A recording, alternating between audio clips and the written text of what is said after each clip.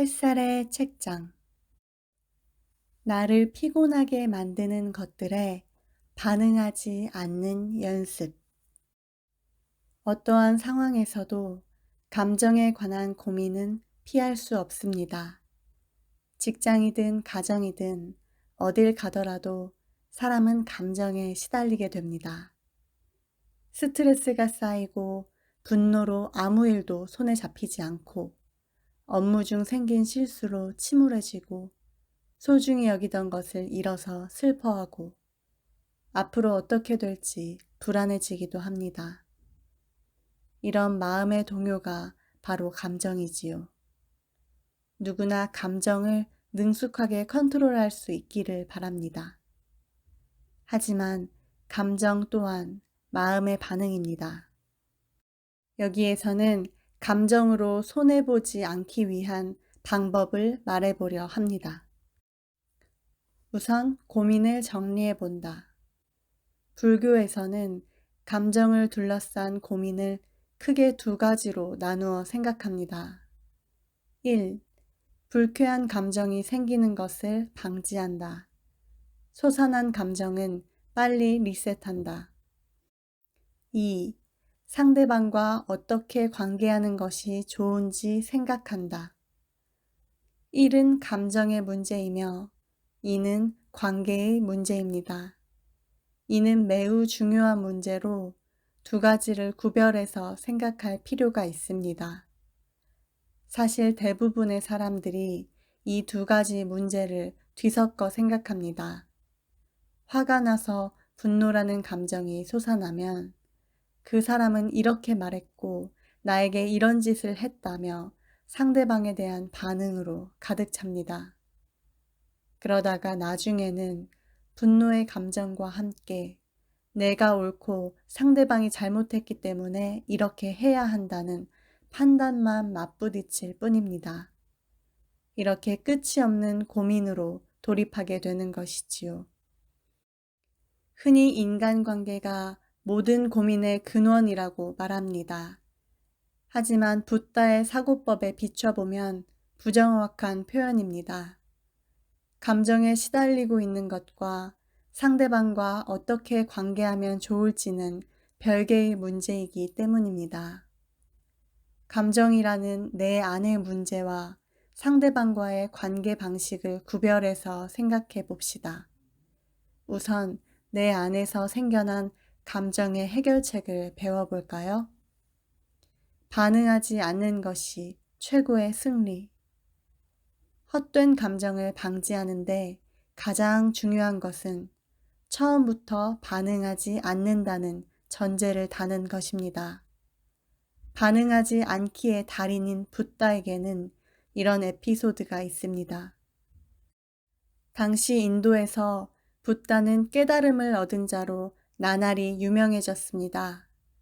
수백 명이나 되는 제자를 둔 사제계급의 고명한 바라문조차 붓다의 제자가 되기도 했습니다. 인도에서는 예나 지금이나 신분제인 카스트가 절대적인 의미를 지니고 있습니다. 붓다의 카스트는 바라문보다 낮은 왕족과 무사계급인 크샤트리아였습니다.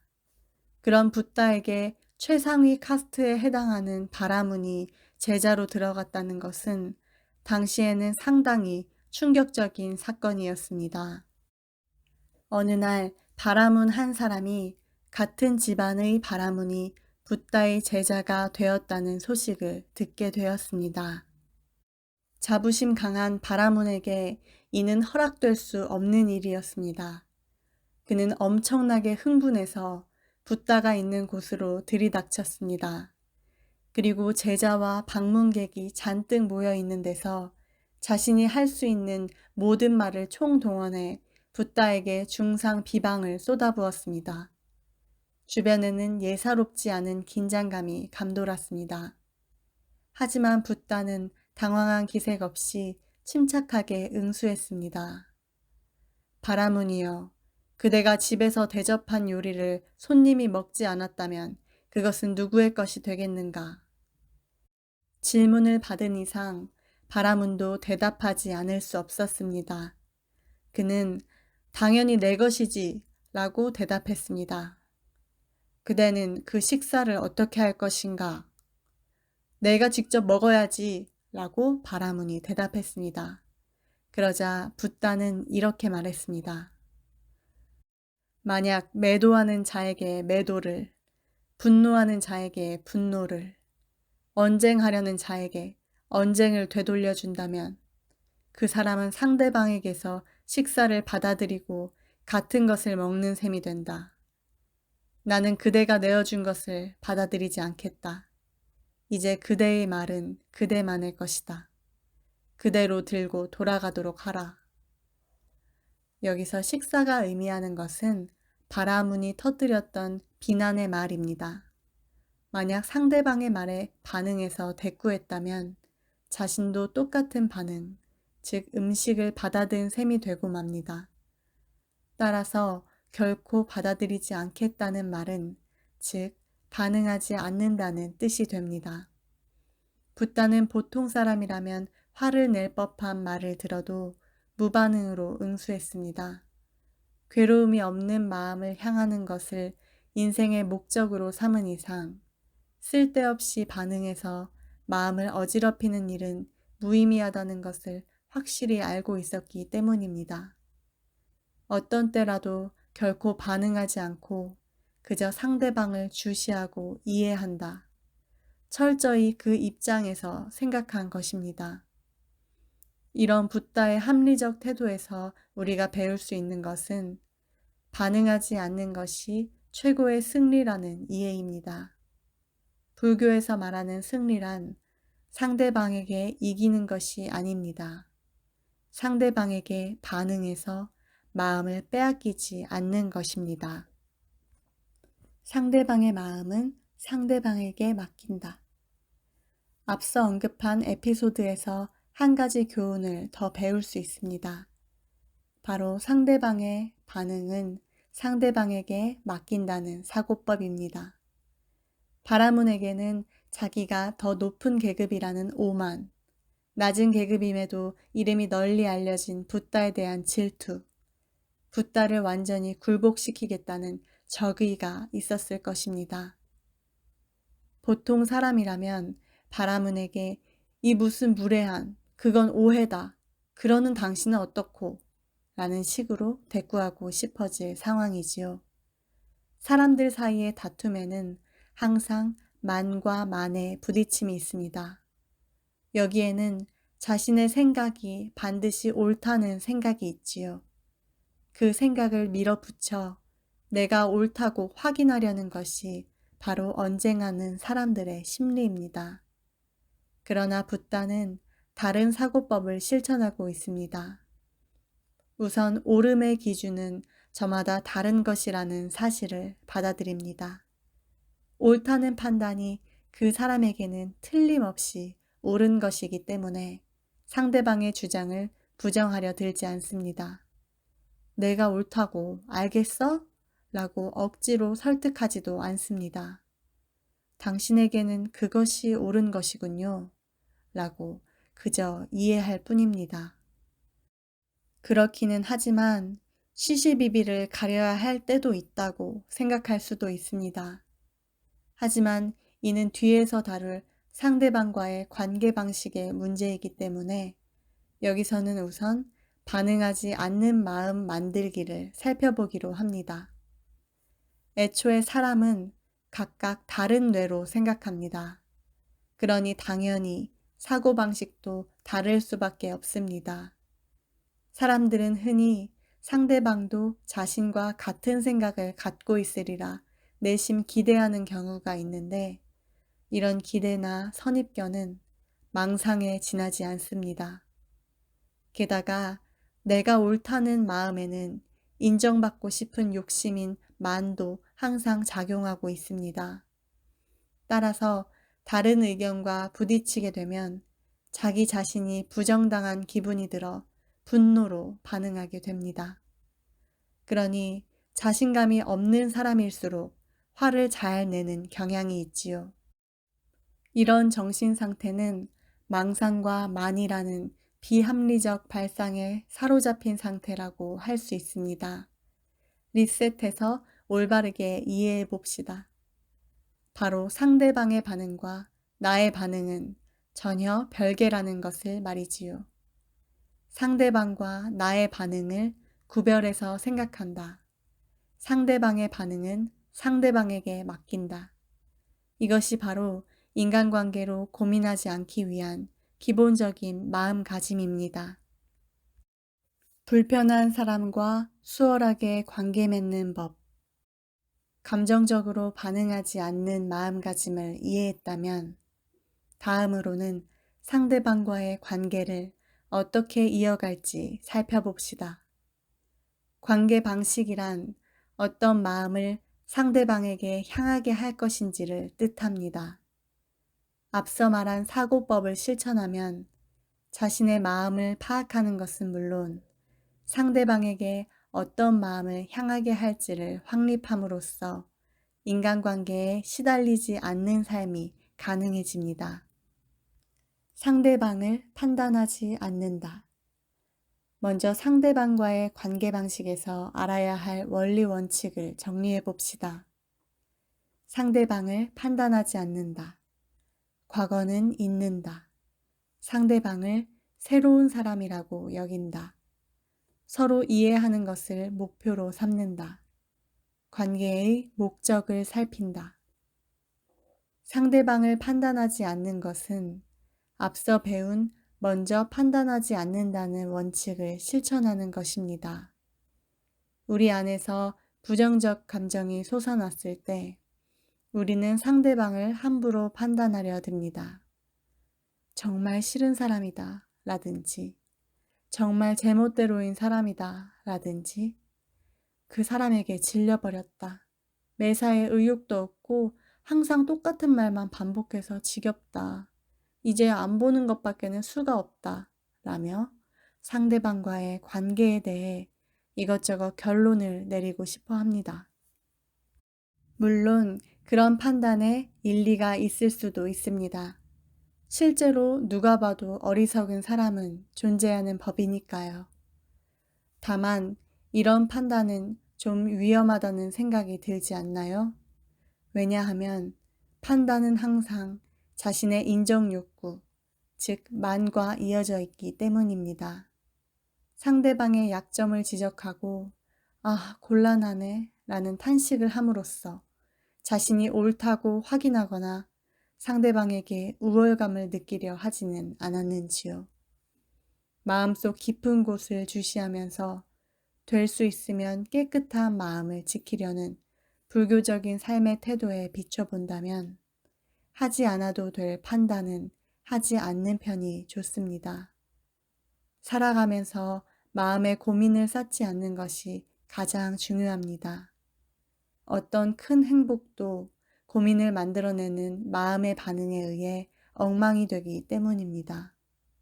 그렇다면 스스로 괴로움에 속박되게 만드는 상대방에 대한 판단도 하지 않는 편이 좋습니다. 상대방을 떠올리며 그 사람은 이래서 안 돼 라든지 그런 성격으로는 분명 고생할 게 틀림없어 라고 계속 판단하는 것은 스스로에게도 손해일 수밖에 없습니다. 물론 상대방에게 미안한 일이기도 합니다. 그런 상태가 이어지게 되면 상대방과 서로 이해할 수 있는 가능성도 줄어들기 때문이지요. 지금은 어려워 보일지도 모르지만 서로 이해할 날이 올 가능성은 항상 남겨져 있는 법입니다.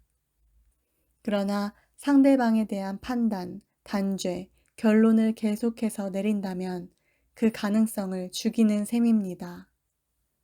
판단에는 갖가지 단점이 있습니다. 나와 가깝고 소중한 사람일수록 쓸데없는 판단은 하지 않는 것이 가장 좋습니다. 나는 어떤 것이 진리라고 말하지 않는다. 생각에 대한 집착을 그저 집착이라고 이해하고 타인이 범한 과오를 과오라 이해하며 거기에 얽매이지 않는다. 나는 내 마음을 주시하며 마음의 평안과 청정을 지킨다. 과거의 기억을 상대하지 않는 법. 또 한 가지 중요한 것은 과거에 속박되지 말고 지난 일은 잊어버려야 한다는 점입니다. 사람은 과거의 사건을 언제까지고 기억합니다. 게다가 상대방을 그 기억을 통해 대하려고 하는 경향이 있지요. 하지만 그 기억은 또야? 라는 반응과 함께 새로운 분노를 유발하게 됩니다. 그가 나를 매도했고, 나를 부정했고, 나를 굴복시켰고, 내 것을 빼앗았다고 계속 생각하는 사람은 기억에 얽매여 반응하고 분노하기 때문에 원망이 그칠 일이 없다. 과거에 속박되었다는 말은 기억에 반응하고 있는 상태를 말합니다. 여기는 중요한 대목이므로 반드시 이해하고 넘어가기 바랍니다. 예를 들어 상대방과 언쟁을 했다면 맨 처음 분노 대상은 상대방일 것입니다. 하지만 그 상황이 끝나도 여전히 머릿속에서 상대방에 대한 생각이 떠나지 않고 답답하며 개운치 않고 짜증이 난다면 그 원인은 상대방이 아니라 바로 내 안의 기억입니다. 과거를 떠올리고 기억에 반응하면 새로운 분노를 낳게 됩니다. 시간이 지나도 분노가 사라지지 않는 진짜 이유가 바로 이것입니다. 사실 그 분노에 상대방은 관계가 없습니다. 만약 이 책의 가르침을 실천해서 반응하지 않기에 달인이 될 수 있다면 어떤 싸움이 벌어져도 잠시 화장실에 들어가는 것만으로도 혹은 상대방 등 뒤에 있는 벽을 쳐다보는 것만으로도 분노가 사라지게 됩니다. 엄청난 과장인 것 같지만 과장이 아닙니다. 반응하지 않는 연습을 통해 적어도 집으로 돌아가는 길에 과거는 과거라고 결론 짓고 마음이 개운해질 수 있습니다. 만약 싫은 기억이 되살아난다면 그 기억에 대한 내 반응을 살펴보기 바랍니다. 상대방과 헤어진 후에도 여전히 화가 가라앉지 않을 때는 이것은 단지 기억이다. 내가 반응하고 있는 것이지 상대방은 관계없다고 냉정하게 받아들이고 감정을 가라앉히는 데 집중해 봅시다. 언제나 처음 만난 사람이라고 생각한다.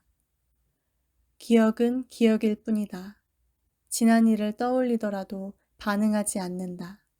이는 불교를 통해 얻을 수 있는 최고의 지혜라고 할 수 있습니다. 상대방을 마주하는 또 하나의 지혜가 있습니다. 바로 상대방을 새로운 사람이라고 여기는 것입니다. 불교에서는 사람도 마음도 무상, 즉 변해가는 것이라고 파악합니다. 알기 쉽게 예를 들어볼까요? 지금 시험 삼아 눈을 감고 어떤 한 가지를 계속 생각해 보세요. 진행 중인 업무든 앞으로의 계획이든 무엇이든 상관없습니다. 타이머로 5분을 정해놓고 그동안 조금 전 떠올렸던 한 가지를 계속 생각해 보세요. 타이머가 울렸을 때 무엇을 생각하고 있었는지 확인해 보십시오. 아마 대부분의 사람들이 처음 시작했을 때와는 다른 것을 생각하고 있었을 것입니다. 심리학계의 일설에 따르면 놀랍게도 마음은 하루에 7만 개나 되는 상념을 떠올릴 수 있다고 합니다. 대략 1, 2초간 한 가지 생각을 떠올리는 꼴입니다. 마음은 이렇게나 빠르게 계속 회전하고 있습니다. 이는 마음이 무상하다는 말의 사례 중 한 가지라고 할 수 있겠습니다. 마음이 이토록 무상한데 사람은 오죽할까요? 우리들은 자기 자신도 상대방도 어제와 같은 사람이라고 생각합니다. 어제 만난 사람은 오늘 만나도 똑같은 사람이라고 생각하는 것이지요. 하지만 그 사람은 키나 몸집, 이름, 직업, 살고 있는 장소는 같을지언정 사실은 별개의 사람입니다. 그도 그럴 것이 그 사람의 마음이 변해 있기 때문이지요. 마음이 변했는데 어떻게 같은 사람이라고 할 수 있을까요? 우리들에게는 과거의 기억이 있고 그 사람은 이런 사람이다. 나는 이런 사람이다. 라는 판단도 있습니다. 그렇기 때문에 서로가 변하지 않은 그 사람인 상태로 관계하고 있습니다. 그러나 그런 생각은 선입견에 불과합니다. 관계를 지속하기 위한 일종의 암묵적인 규칙 같은 것이지요. 지금 현재 마주하고 있는 그 사람은 다른 마음 상태를 지닌 별개의 사람입니다. 자기 자신의 마음조차 시시각각 계속 변합니다. 상대방도 마찬가지입니다. 사람은 서로 시시각각 계속 변하는 마음으로 인해 언제나 새로운 모습으로 마주하게 됩니다. 이 사실을 이해했다면 이제 내가 마주하는 상대방은 항상 새로운 사람으로 받아들일 수 있어야 합니다.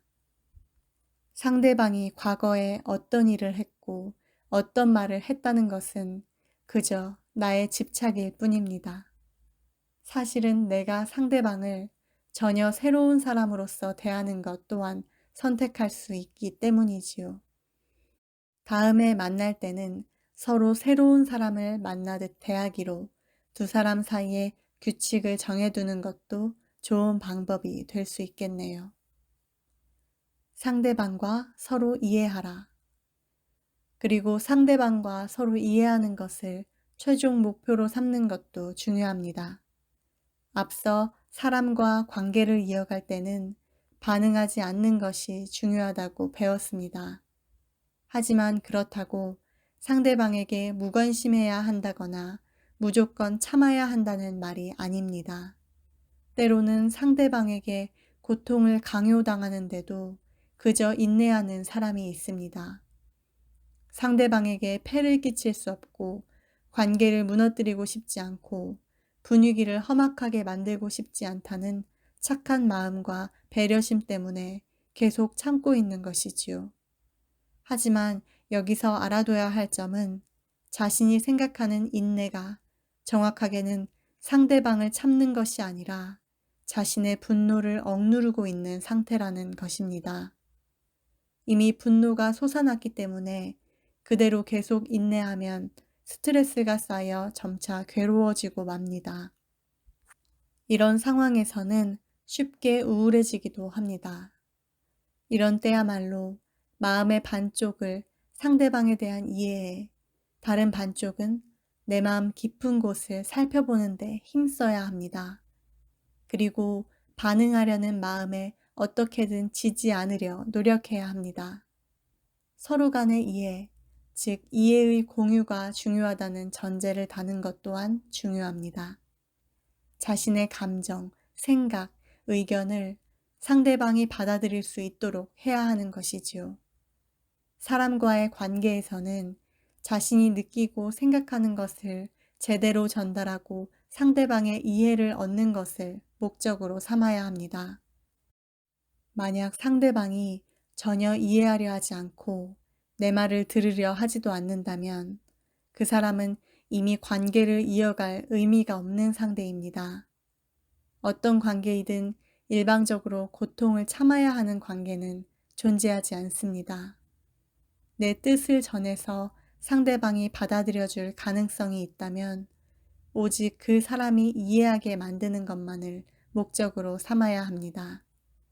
내 뜻을 전하고 설명하는 것입니다. 상대방이 어떤 행동을 그만두기 바란다면 그만두라는 뜻을 전합니다. 거기까지가 자신이 할 수 있는 범위의 일입니다. 자신의 뜻을 상대방이 어떻게 받아들일지는 상대방의 영역입니다. 우리는 그저 지켜볼 뿐입니다. 중요한 것은 상대방이 나를 이해하는 것, 그리고 서로가 이해하는 것입니다.